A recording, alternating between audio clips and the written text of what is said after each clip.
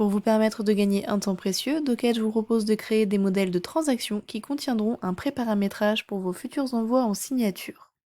Ainsi, vous allez pouvoir personnaliser au préalable le délai de validité de la transaction, les rappels automatiques et les emails de la transaction. Vous aurez aussi déjà défini les types de membres de la transaction, les emplacements de signature et les documents. Vous n'aurez donc plus qu'à sélectionner vos signataires.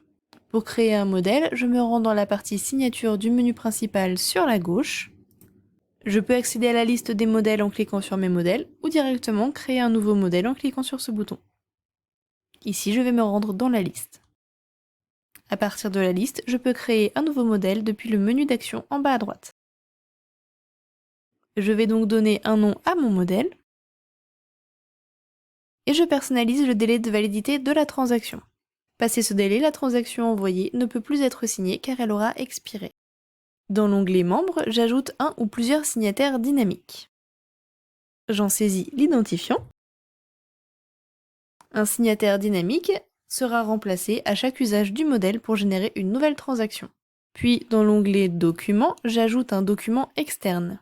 Il s'agit d'un document au format PDF. Et je préplace ensuite l'encart de signature. Dans l'onglet Avancé, je vais sélectionner une fréquence de rappel automatique, puis le nombre maximal de rappels. Dans l'onglet Email, je peux, si je le souhaite, personnaliser les emails envoyés au cours de la transaction. J'enregistre mon modèle. De retour sur la liste des modèles de transaction, il me suffit de cliquer sur la flèche avec le plus pour générer une nouvelle transaction à partir de mon modèle. Il s'agit de celui-ci. Une page Nouvelle transaction s'ouvre alors. On note que cette nouvelle transaction reprend bien le paramétrage du modèle, ici avec le nom et le délai de validité. Je vais modifier le nom pour le retrouver plus facilement par la suite.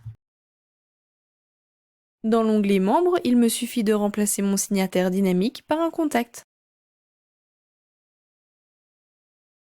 Je n'ai pas besoin de toucher à l'onglet Documents qui a bien repris mon fichier PDF et l'emplacement de l'encart de signature. Je peux donc envoyer directement la transaction en signature. Je retrouve ma transaction tout juste envoyée dans le menu Mes transactions.